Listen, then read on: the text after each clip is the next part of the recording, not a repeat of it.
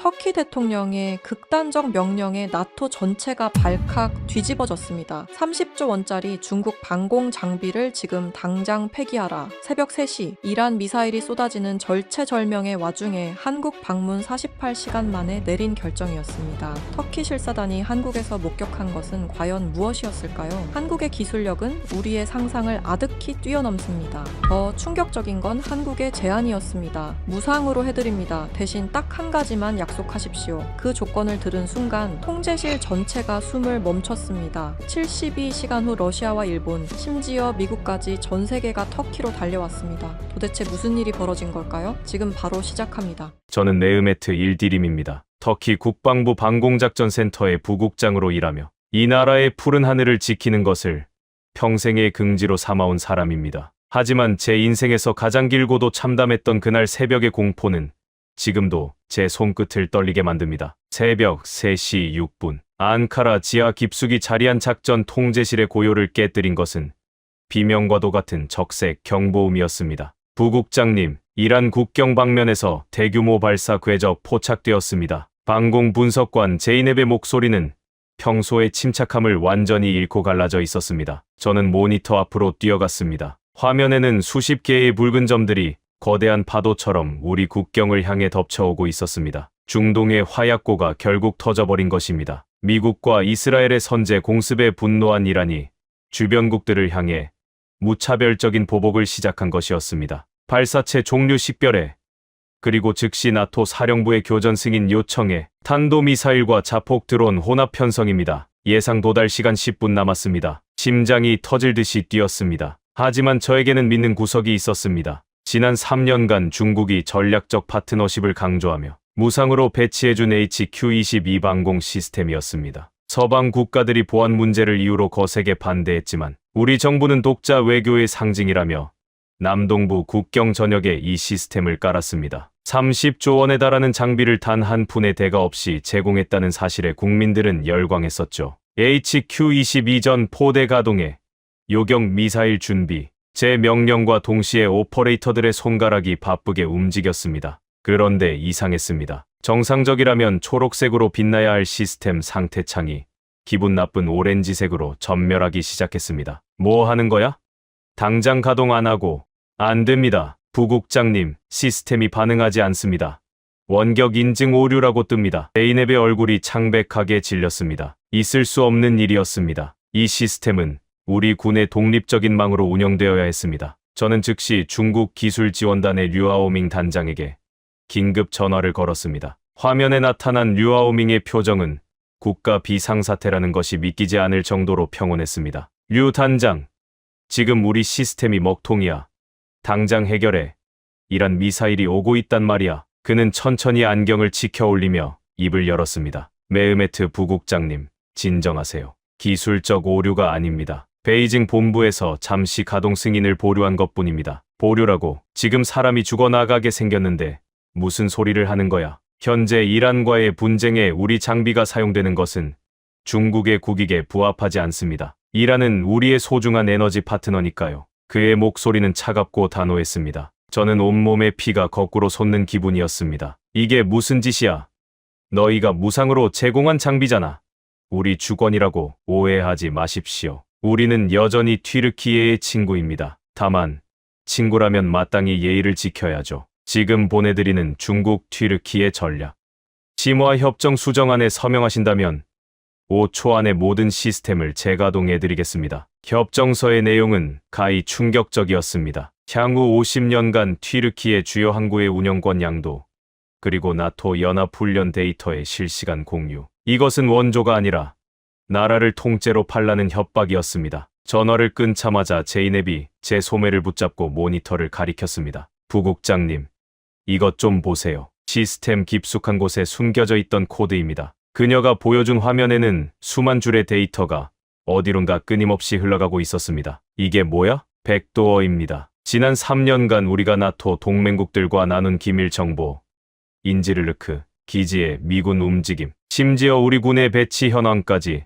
전부 실시간으로 베이징 서버로 전송되고 있었어요. 저는 머리를 한 대 얻어맞은 것 같았습니다. 공짜라는 이름에 덫에 걸려 우리는 지난 3년간 우리 안방을 적에게 통째로 보여주고 있었던 것입니다. 나토의 동남쪽 방패가 아니라 중국의 거대한 스파이 창구 노릇을 하고 있었던 셈이죠. 우리가 나토 동맹국들에게 무슨 짓을 한 거야? 제이넵의 목소리가 공포로 떨리고 있었습니다. 그때 다시 비상벨이 울렸습니다. 나토 패트리어트 포대가 1차 발사체들을 요격했다는 소식이었지만 더 큰 파도가 오고 있었습니다. 이란의 2차 공격. 이번에는 요격이 까다롭기로 소문난 신형 탄도미사일들이었습니다. 나토의 방공망만으로는 튀르키의 영토 전역을 지켜낼 수 없었습니다. 에르도안 대통령은 분노로 책상을 내리치며 결단을 내렸습니다. 중국 놈들의 손길이 닿은 모든 장비를 폐기한다. 하지만 어떻게 이 미사일들을 막아낼 것인가? 미국은 영공 개방을 요구하며 압박하고 러시아는 자기네 무기를 더 사라고 비웃고 있었습니다. 사면 초가의 상황 속에서 한 줄기 희망이 떠오른 것은 의외의 방향에서였습니다. 사실 에르도안 대통령은 이미 며칠 전부터 한 나라와 비밀리에 접촉을 시도하고 있었습니다. UAE에서 이란 미사일을 완벽하게 격추한 데이터가 국방부 내부 채널로 공유된 직후 대통령실은 독자적인 판단으로 그 나라에 긴급 협의를 요청했던 것입니다. 하지만 방공작전센터의 부국장인 저에게까지 그 사실이 전달된 것은 바로 이 순간이었습니다. 제이넵이 조심스럽게 한 장의 보고서를 내밀었습니다. 부국장님, 대통령실에서 방금 내려온 기밀 브리핑입니다. UAE에서 패트리어트도 놓친 신형 발사체를 단 한 발의 오차 없이 잡아낸 나라가 있습니다. 그리고 그 나라와 이미 긴급 협의가 시작되었다고 합니다. 저는 보고서에 적힌 국가의 이름을 보고 눈을 의심했습니다. 그곳은 서방의 거대 무기상들도 전통의 군사 강국도 아니었습니다. 하지만 그 나라의 이름이 나오는 순간 제 뇌리에는 잊고 있었던 오래된 전설 하나가 스치고 지나갔습니다. 우리가 가장 힘들 때 단 한 번도 우리를 배신하지 않았던 동쪽 끝의 나라. 저는 떨리는 손으로 전화기를 들었습니다. 이 선택이 튀르키예의 운명을 영원히 바꿀 것이라는 사실을 그때는 미처 다 알지 못한 채 말입니다. 통제실의 공기는 이제 산소가 부족한 것처럼 느껴질 정도로 무겁게 가라앉았습니다. 기계들이 내뿜는 열기와 수십 명의 대원들이 쏟아내는 거친 호흡이 뒤섞여 목을 죄어왔습니다. 모니터 속 류아오밍 단장의 미소는 그 어느 때보다 섬뜩했습니다. 그 미소 뒤에 숨겨진 것이 무엇인지 너무나 잘 알기에 제 주먹은 하얗게 질릴 정도로 꽉 쥐어져 있었습니다. 류 단장, 당신들이 말하는 친구의 정의가 이런 것입니까? 나라가 불타고 사람들이 죽어가는 상황에서 서명부터 하라니요. 이건 명백한 협박입니다. 제 목소리가 통제실 스피커를 통해 울려 퍼졌습니다. 류아오밍은 여유롭게 찻잔을 들어 올리며 대답했습니다. 메흐메트 부국장님, 세상에 공짜는 없다는 것을 누구보다 잘 아시는 분이 왜 이러십니까? 우리가 지난 3년간 당신들의 방공망을 구축하기 위해 쏟아부은 돈이 30조 원입니다. 그 어마어마한 자본과 기술을 아무 대가 없이 줬다고 생각하셨습니까?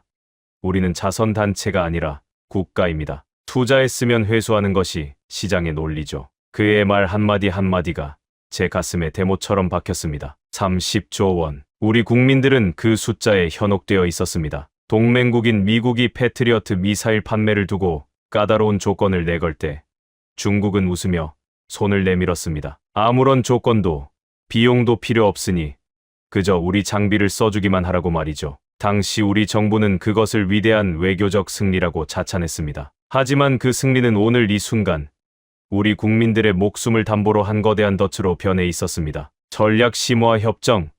이름은 그럴듯하군. 하지만 이건 우리 튀르키예의 손과 발을 다 묶겠다는 뜻 아닙니까? 저는 화면 옆에 띄워진 협정서 초안을 다시 훑었습니다. 그곳에는 차마 입에 담기조차 힘든 조항들이 빼곡했습니다. 지중해의 핵심 항구인 메르신 항의 운영권을 99년간 임대할 것. 마르마라의 주변의 통신 기지국에 대한 무제한 접근권을 허용할 것. 그리고 가장 치명적인 것.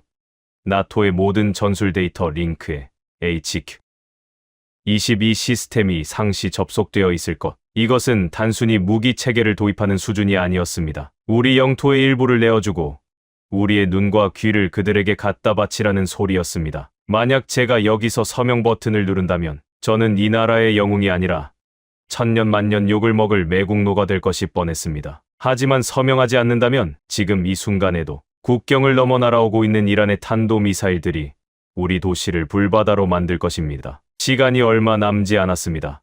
부국장님, 저희 레이더에도 보입니다. 이란의 2차 공격대가 발진했군요. 이번에는 1차 때보다 3배나 많은 숫자가 섞여 있습니다. 나토의 그 낡은 패트리어트 몇 기로는 절대로 다 막지 못할 겁니다. 하지만 제 손가락 하나면 당신들의 HQ-22포대가 즉시 불을 뿜으며 하늘을 청소해 줄 수 있습니다. 류아오밍의 목소리는 유혹하는 뱀처럼 부드러웠습니다. 저는 고개를 돌려 통제실 대원들을 보았습니다. 모두가 저의 입술만 바라보고 있었습니다. 누군가는 두려움에 떨고 있었고 누군가는 분노로 눈시울을 붉히고 있었습니다. 제이넵은 말없이 모니터를 응시하며 눈물을 훔치고 있었습니다. 부국장님, 대통령실에서 연락입니다. 상황 보고를 원하십니다. 통신 장교의 외침에 저는 정신이 번쩍 들었습니다. 지금 이 상황을 어떻게 보고해야 할지 막막했습니다. 우리가 믿었던 방패가 사실은 우리를 겨눈 칼이었다고 말해야 하는가? 아니면 국민을 살리기 위해 주권을 포기해야 한다고 건의해야 하는가? 저는 다시 화면 속 류아오밍을 쏘아보았습니다.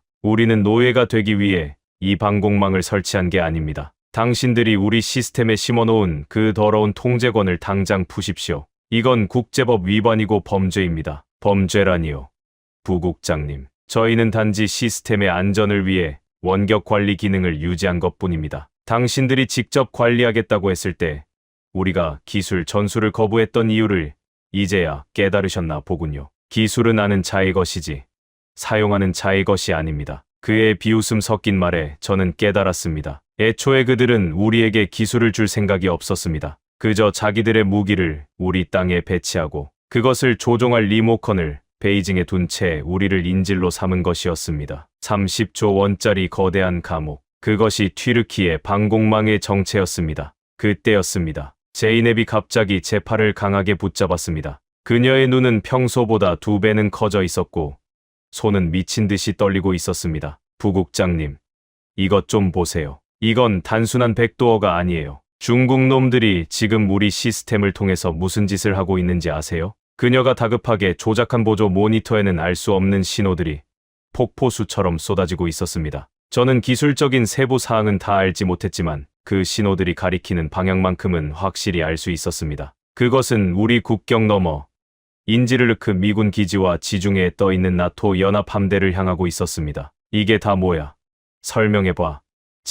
제이넵은 숨을 헐떡이며 대답했습니다. 이 시스템들이 지금 우리 영토를 지키는 게 아니라 우리 땅을 거점으로 나토 전체의 암호 체계를 해킹하고 있어요. HQ-22 레이더가 나토 통신망의 허브 역할을 하면서 모든 기밀 데이터를 실시간으로 복제해서 전송하고 있다고요. 저는 그 순간 심장이 멎는 것 같았습니다. 중국은 단순히 우리를 인질로 잡은 것이 아니었습니다. 우리를 나토라는 거대한 동맹의 몸에 박힌 독가시로 활용하고 있었던 것입니다. 우리 땅에 서 있는 그 수십 개의 포대들이 매 순간 동맹의 심장을 찌르고 있었다는 사실에 저는 구역질이 났습니다. 류아오밍의 얼굴에서 미소가 사라졌습니다. 제이넵이 사실을 알아챘다는 것을 눈치챈 모양이었습니다. 그의 표정은 순식간에 살기등등하게 변했습니다. 눈치가 빠르군요.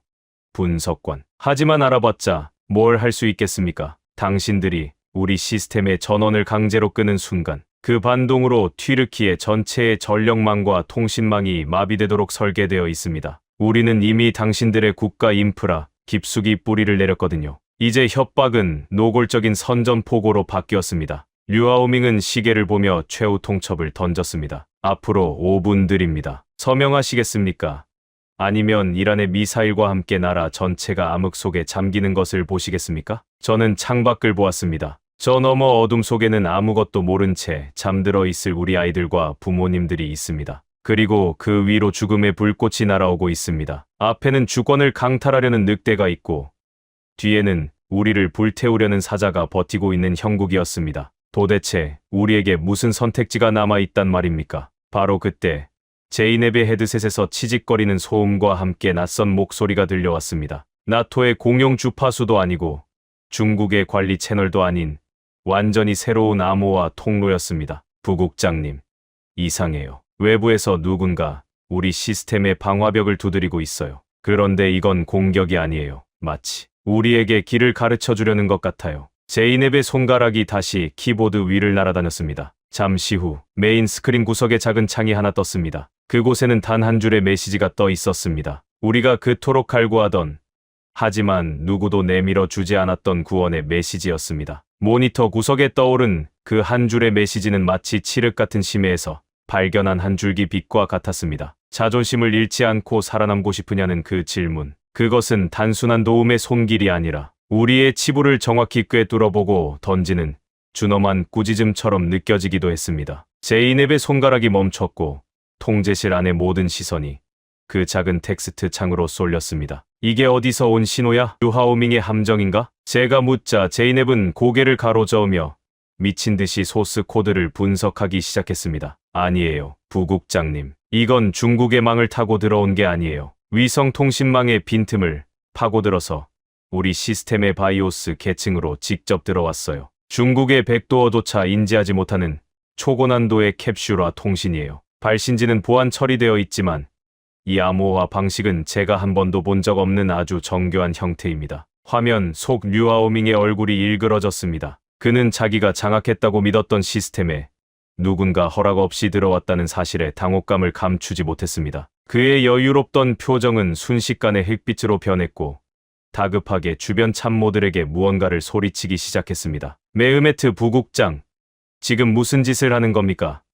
외부 세력을 끌어들인다면 협상은 즉시 파기입니다. 지금 당장 그 연결을 끊으세요. 그렇지 않으면 앙카라의 모든 변전소를 지금 이 순간 폭파시키겠습니다. 류하오밍의 고함이 스피커를 찢을듯 울렸습니다. 하지만 그가 화를 내면 낼수록 제 마음속에는 확신이 생겼습니다. 이 불청객이야말로 지금 우리가 붙잡아야 할 유일한 동아줄이라는 확신 말입니다. 저는 차갑게 가라앉은 목소리로 그에게 대답했습니다. 끊을 필요 없어. 아니, 끊을 수도 없지. 류 단장, 당신이 그렇게 자랑하던 시스템이 뚫린 모양인데 누구 탓을 하는 건가? 우리는 지금 이 대화의 주인이 누구인지 다시 생각해 봐야겠어. 당신들의 그 알량한 기술력이 드디어 한계에 다다른 모양이군. 제가 냉정하게 대꾸하자 류아오밍은 이를 갈며 자기 부하들에게 무언가를 지시했습니다. 아마도 그 신비로운 접속을 강제로 차단하려는 시도였겠죠. 하지만 류아오밍의 시도는 번번이 무산되는 듯했습니다. 오히려 제이넵의 모니터에는 더 많은 데이터가 쏟아져 들어오기 시작했습니다.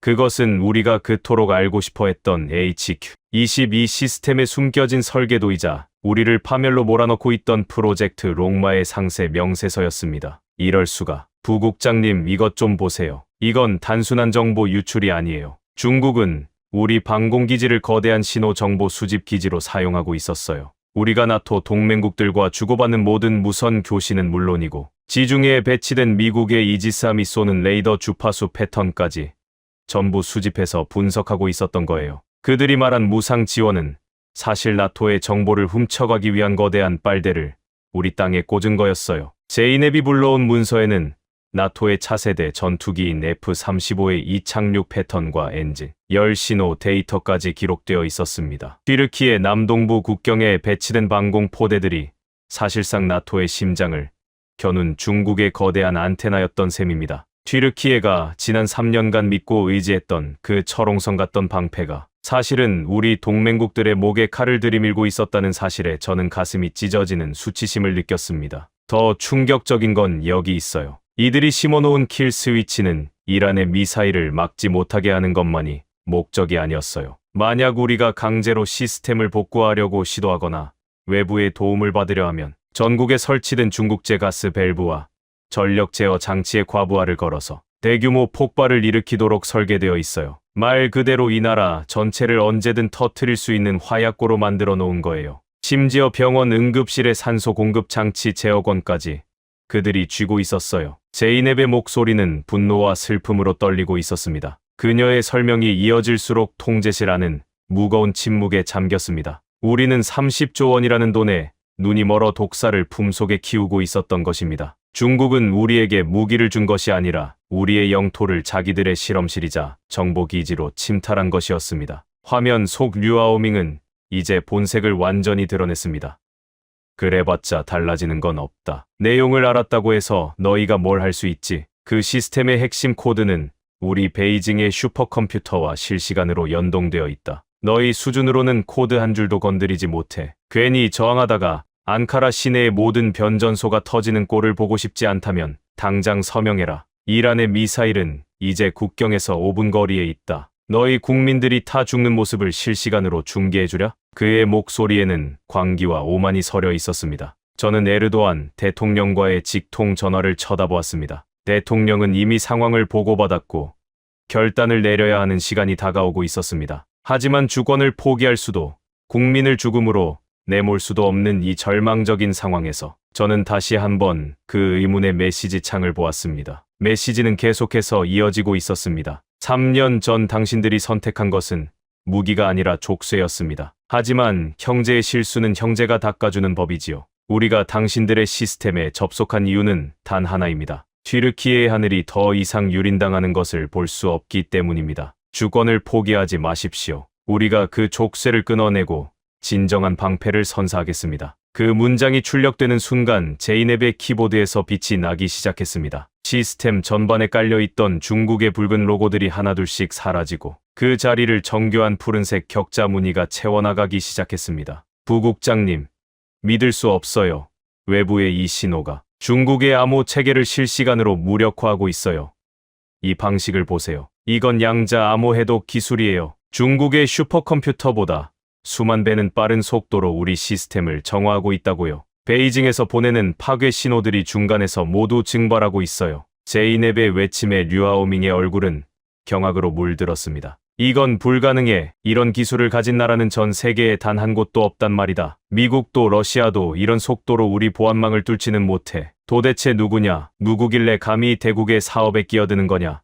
정체를 밝혀라. 류아오밍이 악을 쓰며 소리쳤습니다. 하지만 그 질문에 대한 대답은 그가 아니라 저의 귓가에 들려왔습니다. 통제실의 메인 스피커가 치직거리며 한 여성의 차분하면서도 강인한 목소리를 송출하기 시작했습니다. 우리는 사업을 하러 온 것이 아닙니다. 잃어버린 형제를 찾으러 온 것이죠. 메흐메트 부국장님, 제 목소리가 들리십니까? 그리고 거기 베이징의 류아오밍 단장. 당신들이 벌인 이 저열한 도둑질은 여기서 끝입니다. 그 목소리는 낯설었지만 이상하게도 깊은 신뢰감을 주었습니다. 통제실 안에 소란이 잦아들고 모두가 그 목소리에 집중했습니다. 저는 홀린 듯 마이크를 잡았습니다. 누구십니까? 우리 시스템에 어떻게 들어온 거죠? 이 모든 상황을 어떻게 다 알고 있는 겁니까? 저는 한국 국방부 긴급대응팀의 강서윤이라고 합니다. 저희는 이미 튀르키예 영공 근처 위성 궤도에서 당신들의 상황을 지켜보고 있었습니다. 중국이 깔아놓은 그 족쇄, 이제 우리가 끊어드리겠습니다. 당신들이 지난 70여 년 전 우리에게 보여준 그 용기를 우리는 단 한순간도 잊은 적이 없으니까요.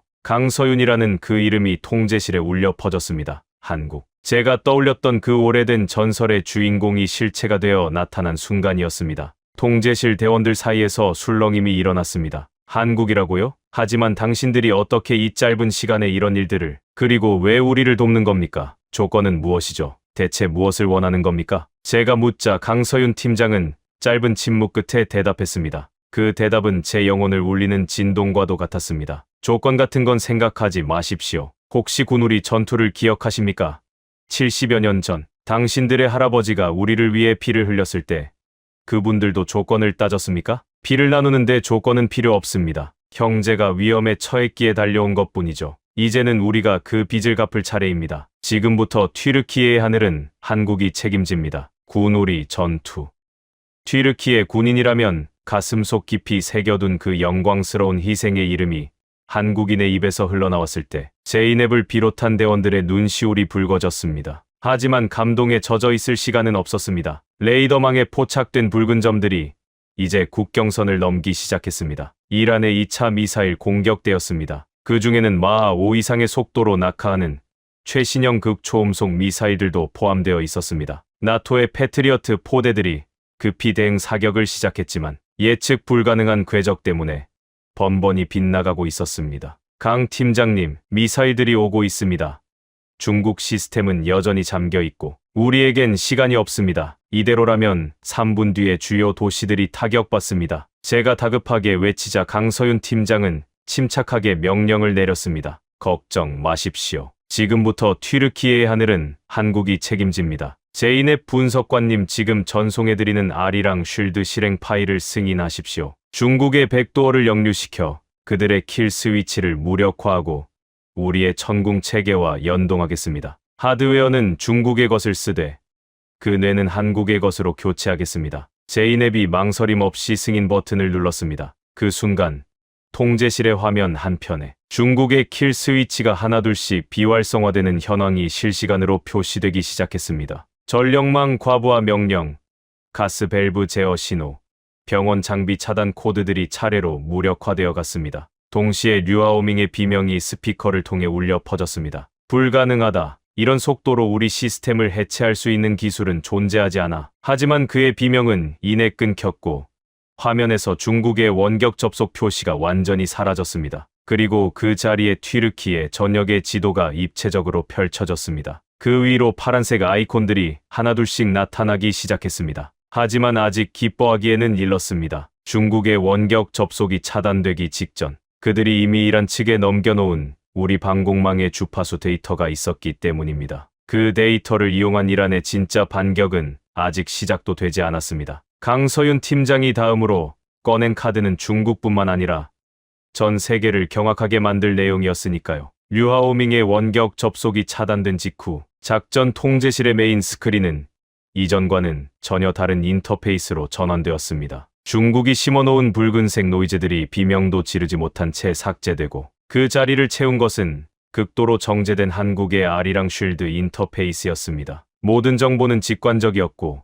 반응 속도는 우리가 이전에 경험했던 HQ-22 시스템과는 비교조차 할 수 없을 정도로 빨랐습니다. 말도 안 돼. 부국장님, 이 시스템 좀 보세요. 서버 부하가 거의 제로에 가까워요. 중국 놈들이 수만 대의 컴퓨터를 동원해도 풀지 못했던 연산들을 이 프로그램은 단 몇 초 만에 처리하고 있어요. 이게 어떻게 가능한 거죠? 제이넵이 경탄 섞인 목소리로 외쳤습니다. 그녀의 손가락은 마치 마법에 홀린 듯 키보드 위를 춤추며 한국에서 전송해온 데이터들을 분석해 나갔습니다. 화면 속 강서윤 팀장의 목소리가 다시 들려왔습니다. 이번에는 아까보다 훨씬 더 가까운 곳에서 들리는 것처럼 선명했습니다. 제이넵 분석관님, 너무 놀라지 마십시오. 이것이 대한민국이 독자적으로 개발한 기반 통합 방공 체계인 아리랑 쉴드입니다. 중국의 시스템은 하드웨어를 과시하기 위해 소프트웨어를 비대하게 만들었지만 우리는 최소한의 데이터로 최대의 결과를 뽑아내는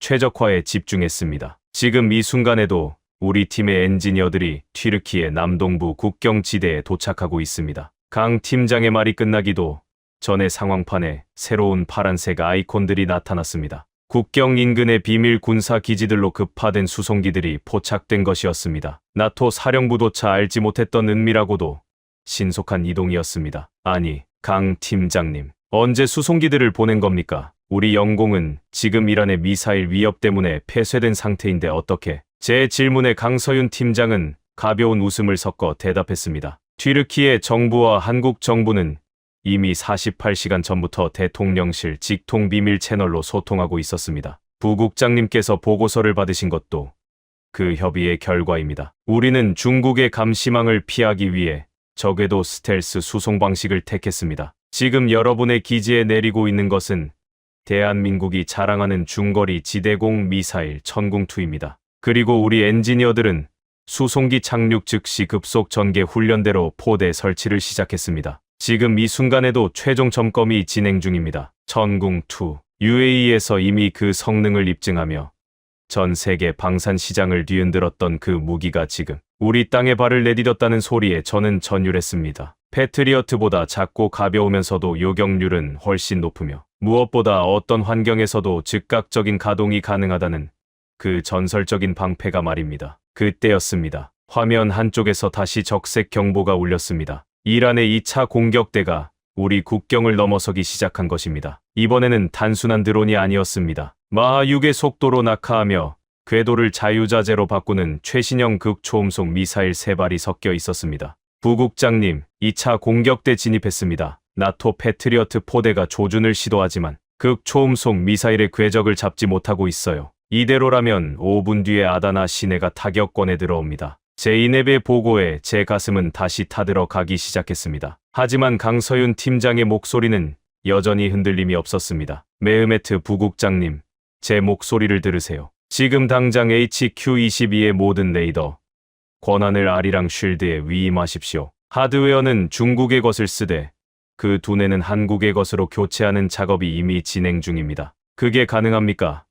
류하오밍이 강제로 건드리면 전력망이 터진다고 협박했는데 킬 스위치는 이미 무력화되었습니다. 아까 승인하신 아리랑 쉴드가 중국의 백도어를 역류시켜서 그들이 설치한 모든 파괴 장치를 비활성화했습니다. 이제 안심하셔도 됩니다. 제이넵 분석관님, 연동 패치를 실행하세요. 3, 2, 1, 실행. 제이넵이 떨리는 손으로 엔터 키를 눌렀습니다. 그 순간 통제실의 화면에는 믿을 수 없는 수치들이 나열되었습니다. HQ-22의 레이더가 한국의 AI와 연동되면서 성능이 폭발적으로 향상되기 시작한 것입니다. 성공이에요. 부국장님, 이제 HQ-22의 레이더가 완전히 우리 통제하에 들어왔습니다. 아니, 이건 단순한 복구가 아니에요. 한국의 AI가 우리 레이더의 성능을 강제로 끌어올리고 있어요. 탐지 거리가 2배 이상 늘어났습니다. 제이넵의 감탄사 뒤로 강서윤 팀장의 명령이 이어졌습니다. 좋습니다. 이제 천궁2 포대와 연동합니다. 튀르키예의 레이더가 눈이 되고 한국의 미사일이 주먹이 될 것입니다. 이란의 극초음속 미사일 궤적 추적 시작합니다. 8초 뒤에 최종 요격 지점이 산출될 겁니다. 통제실 안의 모든 대원이 숨을 죽이고 화면을 주시했습니다. 마하6으로 날아오는 죽음의 신호들이 화면 위에 붉은 선을 그리며 다가오고 있었습니다. 나토의 패트리어트 시스템이 계산하지 못한 그 변칙적인 궤도를 한국의 아리랑 쉴드는 마치 미래를 예언하듯 점선으로 미리 그려내고 있었습니다. 요격 지점 확정. 천궁2 1번 포대부터 4번 포대까지 발사 대기. 메흐메트 부국장님, 발사 승인을 내리십시오. 이것은 당신들의 하늘이고 당신들의 명령으로 지켜져야 합니다. 강서윤 팀장은 저에게 마지막 영광을 양보했습니다. 저는 떨리는 목소리로 마이크를 잡았습니다. 대한민국 천궁2 그리고 튀르키예 방공대원들에게 알린다. 우리를 배신한 가짜 방패를 버리고 이제 진정한 형제의 칼을 뽑는다. 모든 표적에 대해 발사를 승인한다. 지금 당장 우리 하늘을 더럽히는 저 불꽃들을 제거하라. 제 말이 끝나기가 무섭게 튀르키예 남동부 국경지대에서 거대한 불꽃들이 솟구쳐 올랐습니다. 수직으로 발사된 천궁2 미사일들은 공중에서 방향을 틀어 이란의 미사일들을 향해 맹렬하게 돌진했습니다. 그 속도는 마치 분노한 독수리가 사냥감을 낚아채는 것처럼 빠르고 정확했습니다. 하는 소리가 이곳 앙카라까지 들리는 듯한 착각이 들 정도로 화면 속에서는 거대한 폭발이 연이어 일어났습니다. 나토의 장비들이 단 한 발도 맞추지 못했던 그 악명 높은 미사일들이 한국의 기술 앞에서 맥없이 분해되어 사라졌습니다. 전략 요격 성공, 단 한 발의 예외도 없습니다. 아다나 시내로 향하던 탄도미사일들도 모두 공중에서 파괴되었습니다. 통제실 안은 환호성으로 가득 찼습니다. 대원들은 서로를 껴안으며 눈물을 흘렸고 제이넵은 모니터 앞에 주저앉아 기쁨의 미소를 지었습니다. 하지만 저는 아직 안심할 수 없었습니다. 중국이 차단되기 직전 이란에 넘긴 우리 방공망의 주파수 데이터가 아직 남아 있었기 때문입니다. 그 데이터를 활용한 이란의 진짜 반격은 이제부터가 시작이었습니다. 강 팀장님, 정말 감사합니다. 하지만 중국이 가만히 있을까요? 그들이 차단되기 전에 이란에 넘긴 데이터가 분명히 있을 겁니다. 제 걱정에 강서윤 팀장은 화면을 통해 저를 똑바로 응시하며 말했습니다. 그녀의 눈빛 속에는 단순한 기술자의 자신감을 넘어선 더 깊은 무언가가 담겨 있었습니다. 중국이 보복을 결심하기도 전에 우리는 그들이 전 세계를 상대로 벌여온 이 파렴치한 사기극의 실체를 모두 공개할 겁니다. 그리고 부국장님, 제가 1400년 전의 약속이라고 말씀드렸던 것 기억하시죠? 그게 왜 오늘 이 시점에 다시 살아나야 했는지 그 진짜 이유를 이제 아시게 될 겁니다. 그녀가 보여준 새로운 파일의 제목을 본 순간 저의 심장은 요격 성공 때보다 더 크게 동요했습니다. 그것은 군사적인 정보를 넘어 우리 민족의 뿌리와 자부심을 뒤흔드는 거대한 역사적 진실을 담고 있었기 때문입니다. 요격 성공의 여운이 가시지 않은 작전 통제실은 기묘한 정적에 휩싸였습니다. 방금 전까지 죽음의 공포가 지배하던 공간이라고는 믿기지 않을 만큼 평화로운 정적이었습니다. 하지만 그 정적은 안도감이 아니라 우리가 방금 목격한 그 압도적인 기술의 실체에 대한 경외심에서 비롯된 것이었습니다. 제이넵은 여전히 모니터 앞에 멍하니 앉아 화면에 남은 파란색 궤적들을 바라보고 있었습니다. 부국장님, 이건 단순한 요격이 아니에요. 천궁2 미사일이 발사되고 목표물에 닿기까지의 모든 과정이 마치 하나의 정교한 알고리즘처럼 완벽했어요. 단 한 치의 오차도, 단 한순간의 망설임도 없는 기계적인 완벽함. 그런데 그 안에 흐르는 논리는 차가운 기계의 것이 아니라 마치 소중한 것을 지키려는 인간의 의지처럼 느껴져요. 제이넵의 말에 저는 고개를 끄덕였습니다. 저 역시 같은 것을 느꼈기 때문입니다. 중국의 시스템이 우리를 감시하고 억압하려 했다면 한국의 아리랑 쉴드는 우리를 감싸 안고 보호하려 했습니다.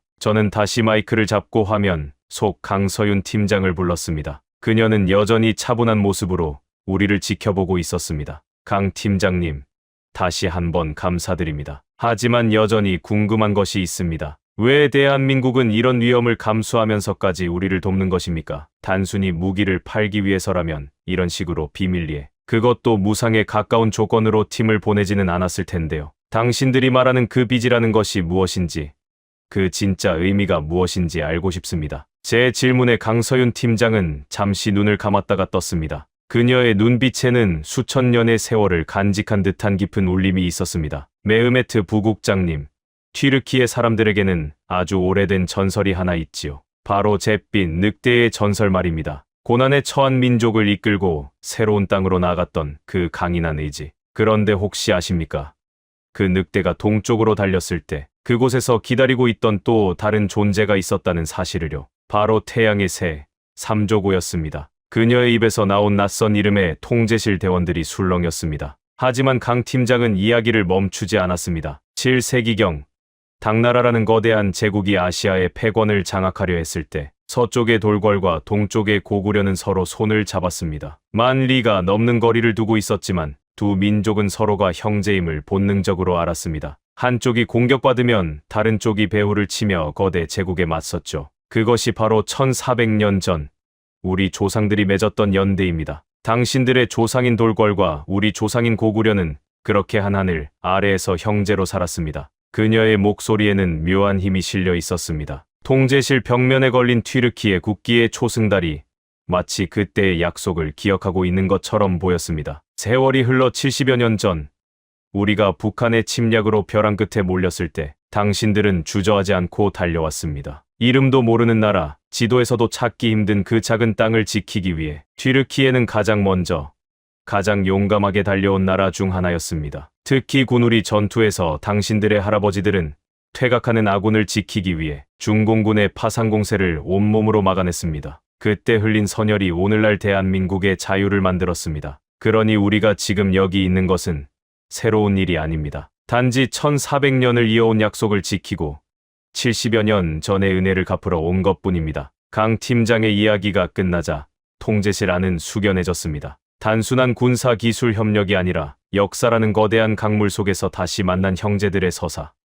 제이넵의 눈가에는 어느새 눈물이 맺혀 있었습니다. 우리를 도구로 보았던 중국과는 너무나도 다른 진심 어린 존중과 애정이 담긴 목소리였습니다. 우리는 당신들에게 조건부 원조를 하지 않습니다. 주권을 내놓으라고 협박하지도 않습니다. 다만 한 가지만 부탁드리고 싶습니다. 이 위기가 끝나고 튀르키예가 다시 강해졌을 때, 그때 만약 또 다른 누군가가 억울한 침략을 당하거나 기술의 노예가 될 위기에 처한다면 그때는 당신들이 지금의 우리처럼 손을 내밀어 주십시오. 그것이 우리가 바라는 유일한 대가입니다. 강서윤 팀장의 말은 제 심장을 고동치게 했습니다. 기술을 무기로 휘두르는 것이 아니라 기술을 나눔으로써 더 큰 자유를 만드는 것. 그것이 바로 대한민국의 품격이었습니다. 하지만 감동의 순간도 잠시, 제이넵이 갑자기 비명을 지르며 화면을 가리켰습니다. 아리랑 쉴드가 중국의 백도어를 장악했던 그 데이터. 통로에서 숨겨져 있던 극비 문서들이 하나둘씩 해독되어 나타나기 시작한 것입니다. 그 문서들의 제목은 우리를 다시 한번 경악하게 만들었습니다. 부국장님,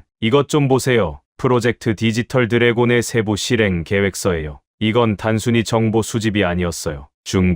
중국은 우리 튀르키예의 정체성 자체를 지우려 하고 있었어요. 제이넵이 불러온 문서에는 믿기 힘든 내용들이 적혀 있었습니다. 디지털 실크로드라는 명분 아래 튀르키예의 교과서 시스템을 개편하여 고대 돌궐의 역사를 중화 문명의 하위 문화로 편입시키는 계획, 유전자 정보를 분석하여 특정 성향의 인물들을 걸러내는 알고리즘, 심지어는 국가 비상사태 시 튀르키예의 모든 미사일을 아군인 나토군을 향해 발사하게 만드는 반전 명령 코드까지 심어져 있었습니다. 이럴 수가. 그들은 우리를 지켜주는 척하면서 우리의 손에 우리 형제를 죽일 칼을 쥐어주고 있었던 거야. 저는 분노로 몸을 떨었습니다. 중국이 무상 지원이라는 이름으로 베푼 친절은 사실 튀르키예라는 국가를 완벽하게 분해하고 재조립하여 자기들의 부속품으로 만들려는 거대한 음모였습니다. 강서윤 팀장의 표정도 굳어졌습니다. 그녀 역시 이 정도의 진실이 숨겨져 있을 줄은 몰랐던 모양입니다. 메흐메트 부국장님,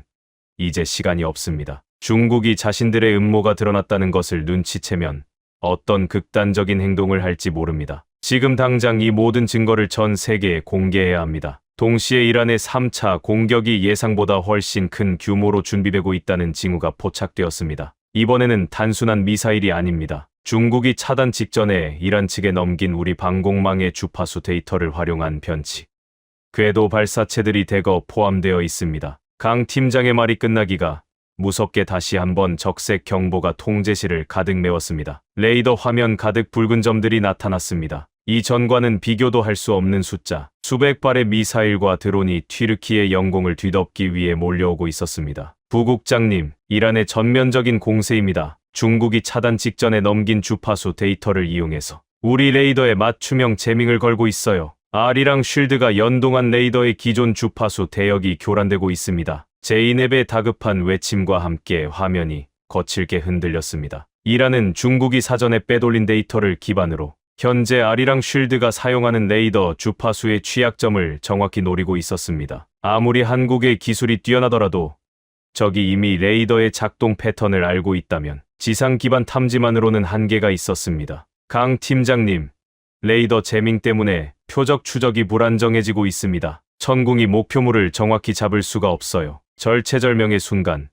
강서윤 팀장이 결연한 목소리로 명령을 내렸습니다. 걱정 마십시오. 레이더가 가려졌다면 다른 눈으로 보면 됩니다. 지금부터 아리랑 쉴드의 최종 단계를 가동합니다. 제이넵 분석관님, 한국의 정찰 위성과 튀르키예의 지상 포대를 직접 연결하는 데이터 링크를 승인하세요. 위성은 재밍의 영향을 받지 않습니다. 우리가 직접 하늘 위에서 적의 좌표를 꽂아드리겠습니다. 통제실의 모든 장비가 터질 듯이 돌아가기 시작했습니다. 그리고 그 순간 저는 보았습니다. 우리 시스템의 깊은 곳에서 잠자고 있던 어떤 힘이 한국의 기술과 만나 폭발적인 빛을 내뿜는 것을 말입니다. 그것은 단순한 프로그램의 작동이 아니라 1400년 만에 다시 만난 두 형제가 서로를 지키기 위해 내지르는 사자우였습니다. 이제 막 최후의 결전이 시작되려는 찰나, 통제실 문이 거칠게 열리며 예상치 못한 인물이 들이닥쳤습니다. 그의 손에는 권총이 들려 있었고 그의 눈에는 광기가 서려 있었습니다. 이전부터 중국과의 협력을 유독 강하게 옹호해왔던 바로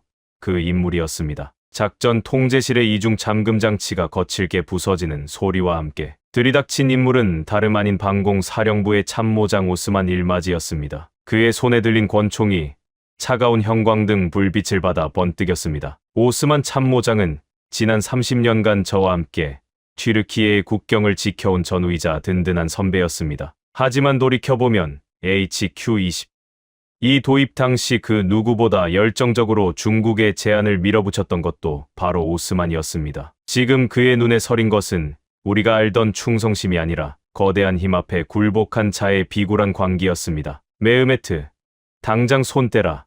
이건 자살 행위야. 한국 놈들의 장난감에 우리 운명을 맡기겠다고 베이징을 화나게 하면 우리나라는 정말 끝장이야. 오스만의 외침에 대원들은 얼어붙었습니다. 그의 등 뒤로 무장한 사령부 경비대 몇 명이 뒤따라 들어왔습니다. 상황은 순식간에 아수라장이 되었습니다. 제이넵이 비명을 지르며 제 뒤로 몸을 숨겼습니다. 화면 속 강서윤 팀장의 목소리가 들리지 않을 정도로 소란스러웠지만 저는 오스만의 눈을 똑바로 응시하며 한 걸음 앞으로 나갔습니다. 참모장님, 아니 오스만, 당신도 그들이 우리에게 심어놓은 백도어를 봤을 것 아닙니까? 우리 역사를 지우고 우리 아이들의 미래를 베이징의 데이터 서버에 박제하려는 그들의 음모를 다 알고도 이런 짓을 하는 겁니까? 그게 무슨 상관이야?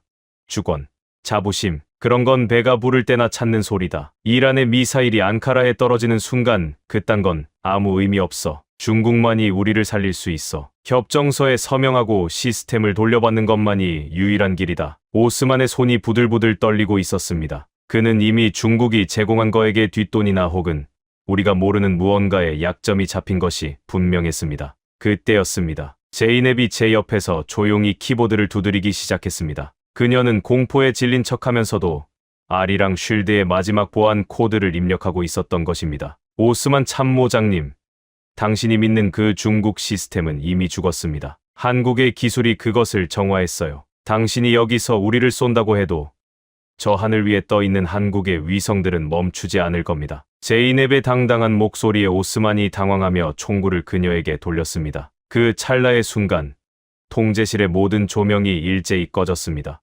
강서윤 팀장이 원격으로 통제실의 전력을 차단한 것이었습니다. 어둠 속에서 보안 요원들과 오스만 일행 사이에 짧은 격투 소리가 들렸고, 잠시 후 다시 조명이 들어왔을 때 오스만은 바닥에 제압당해 있었습니다. 메흐메트 부국장님, 괜찮으십니까? 시간이 없습니다. 이란의 3차 공격대가 사선에 진입했습니다. 스피커를 통해 들려오는 강서윤 팀장의 절박한 외침에 저는 곧바로 상황판으로 뛰어갔습니다. 화면에는 이전과는 비교도 할 수 없는 거대한 붉은 구름이 몰려오고 있었습니다. 이란이 보유한 모든 미사일 전력이 총동원된 듯했습니다. 특히 그 선두에는 중국이 사전에 넘긴 주파수 데이터로 제밍을 걸며 접근하는 극초음속 미사일 12발이 편대를 이루어 날아오고 있었습니다. 나토 패트리어트 포대 제밍 때문에 표적을 놓쳤습니다. 이스라엘 영공을 우회하는 변칙.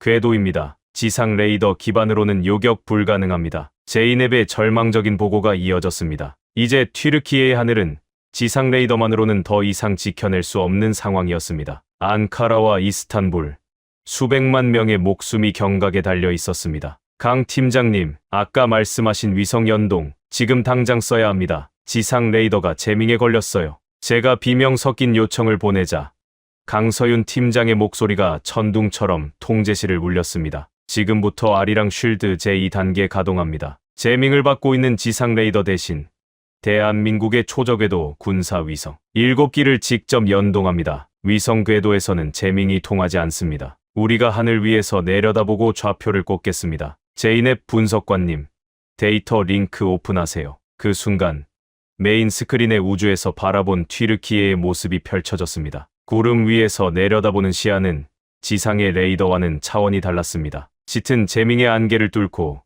이란의 미사일 궤적들이 선명한 형광색으로 드러나기 시작했습니다. 표적 식별 완료. 극초음속 미사일 12발, 탄도미사일 40발, 자폭 드론 100여 대. 아리랑 쉴드가 최적의 요격 순위를 산출합니다. 천궁2 모든 포대, 수직 발사 대기. 강 팀장의 명령과 동시에 국경지대에 배치된 한국의 천궁2 포대들이 일제히 고개를 들었습니다. 화면 구석에는 나토 사령부의 장군들이 경악한 표정으로 이 광경을 지켜보는 화상 통화창이 떠 있었습니다. 미국조차 시도하지 못한 위성대 지상 통합 요격 작전이 한국의 주도로 시작된 것입니다. 요격까지 8초. 지금입니다. 발사. 저의 외침과 함께 튀르키예의 대지가 흔들렸습니다. 수십 발의 천궁2 미사일이 밤하늘을 가르며 솟구쳐 올랐습니다. 그것은 단순한 무기가 아니라 70여 년 전 우리를 지켜준 형제들에게 보내는 보답의 불꽃이었습니다. 마하6으로 날아오는 이란의 미사일들이 뱀처럼 궤적을 꼬며 회피 기동을 시도했습니다. 하지만 한국의 AI는 위성의 눈으로 그 모든 변수를 실시간으로 계산하고 있었습니다. 8초. 누군가에게는 눈 한 번 깜빡일 짧은 시간이었지만 우리에게는 영원과도 같은 시간이었습니다. 첫 번째 폭발이 하늘에서 일어났습니다. 이어지는 두 번째, 세 번째, 그리고 12번째까지 나토의 패트리어트가 단 한 발도 맞추지 못했던 극초음속 미사일들이 한국의 천궁2와 충돌하며 밤하늘을 수놓는 거대한 불꽃놀이로 변했습니다. 전략 요격 12발 모두 파괴되었습니다. 후속 탄도미사일들도 천궁의 사거리 내로 진입했습니다.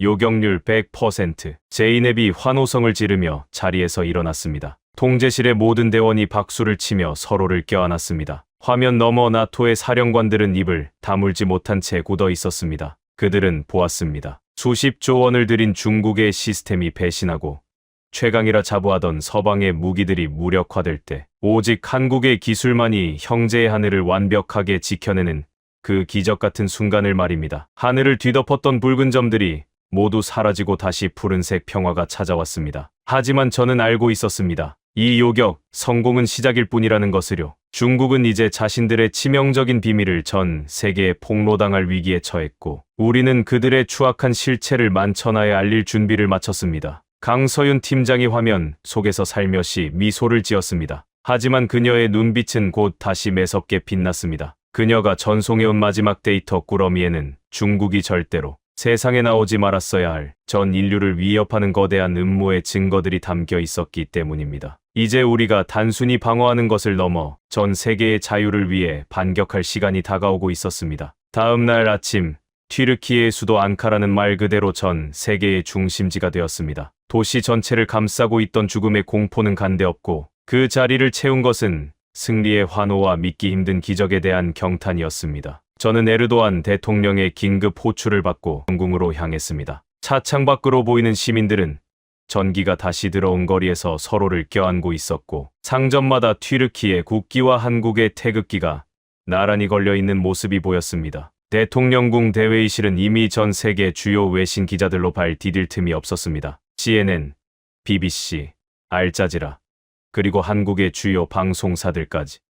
수백 개의 카메라 렌즈가 연단을 향해 있었습니다. 저는 대통령의 뒤에 서서 제이넵이 밤새 정리한 자료들을 다시 한번 점검했습니다. 이것은 단순히 전쟁의 승리를 알리는 자리가 아니었습니다. 수십 년간 전 세계를 기만해온 거대 세력의 추악한 가면을 벗기는 역사의 현장이었습니다. 대통령이 엄중한 목소리로 연설을 시작했습니다. 존경하는 튀르키예 국민 여러분, 그리고 국제사회 여러분, 어제 우리는 우리 하늘에서 벌어진 전대미문의 침략을 목격했습니다. 하지만 그보다 더 충격적인 것은 우리를 지켜주겠다고 약속하며 30조 원의 장비를 무상으로 깔아주었던 자들이 정작 우리가 가장 위험할 때 우리의 눈과 귀를 멀게 하고 우리를 인질로 잡았다는 사실입니다. 대통령의 신호에 따라 제이넵이 메인 스크린에 프로젝트 디지털 드래곤의 실체를 띄웠습니다. 화면에는 중국의 백도어가 나토의 기밀을 어떻게 실시간으로 복제했는지, 튀르키예의 국가 전력망에 어떤 식으로 원격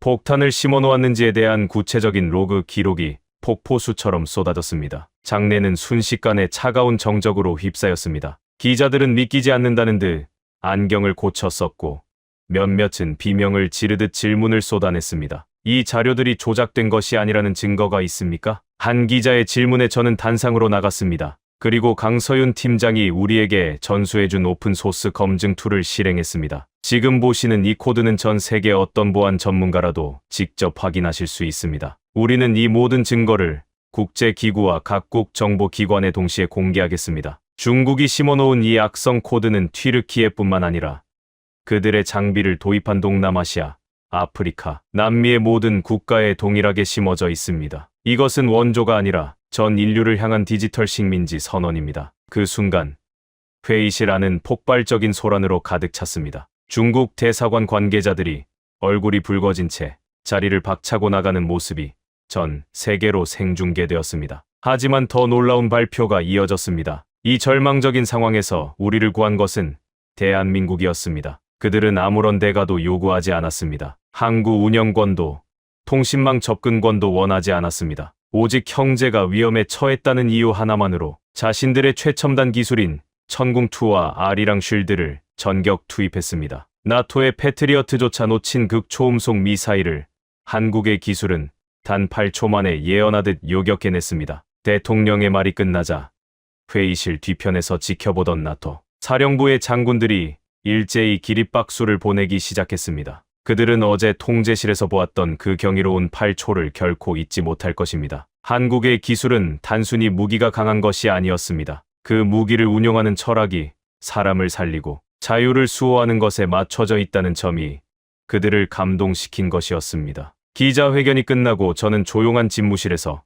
강서윤 팀장과 마지막 화상 통화를 연결했습니다. 화면 속 강 팀장은 이제야 무거운 짐을 내려놓은 듯 인자한 누나와 같은 미소를 짓고 있었습니다. 그녀의 등 뒤로는 튀르키예 국경기지에서 철수 준비를 하는 한국 엔지니어들의 모습이 보였습니다. 강 팀장님, 이제 전 세계가 대한민국을 주목하고 있습니다. 폴란드, 이집트, 그리고 동남아시아의 여러 나라 정부에서 우리에게 연락이 오고 있어요. 한국의 시스템을 도입하고 싶다고, 중국의 족쇄에서 벗어날 수 있게 도와달라고 말입니다. 제 말에 강 팀장은 겸손하게 고개를 숙였습니다. 우리가 한 일은 그저 불을 밝힌 것뿐입니다. 그 불을 보고 어둠 속에서 걸어 나오는 것은 각 나라의 몫이죠. 메흐메트 부국장님, 이제 튀르키예는 새로운 실크로드의 중심이 될 것입니다. 독점이 아닌 공유의 길, 지배가 아닌 협력의 길 말입니다. 강 팀장님, 당신이 말한 1400년 전의 약속,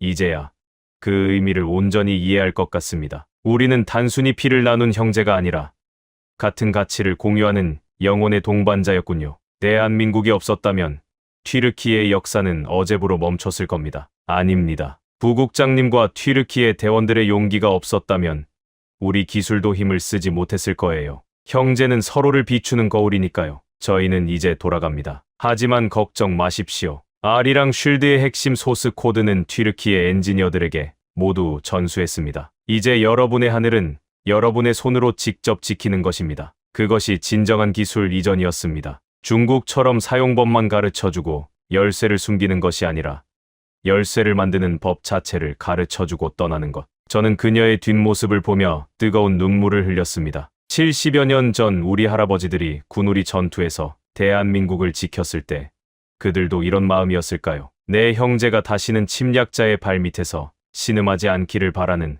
그 간절한 마음 말입니다. 그로부터 며칠 뒤 튀르키예에는 놀라운 변화가 일어났습니다. 중국의 HQ-22 시스템이 서 있던 자리에는 한국과 튀르키예가 공동 제작한 형제의 방패라는 이름의 새로운 포대들이 들어섰습니다. 그리고 튀르키예 전역의 학교에서는 고대 돌궐과 고구려의 연대사를 가르치는 특별 수업이 시작되었습니다. 아이들은 이제 자신들이 누구인지, 누가 진정한 친구인지를 배우며 자라나고 있습니다. 국제사회의 흐름도 바뀌기 시작했습니다. 중국의 1대1로에 대한 의심의 눈초리가 전 세계로 확산되었고 디지털 주권을 지키자는 목소리가 곳곳에서 터져나왔습니다. 대한민국과 튀르키예는 그 선봉에 섰습니다. 특정 국가의 서버에 모든 것을 맡기는 것이 아니라 각국의 주권을 상호 존중하며 연결되는 새로운 협력의 길. 전 세계 전문가들은 이것을 한국형 기술 민주주의라고 부르기 시작했습니다. 저녁 무렵 저는 제이넵과 함께 앙카라 시내가 한눈에 내려다보이는 언덕에 올랐습니다. 불이 켜진 도시의 야경은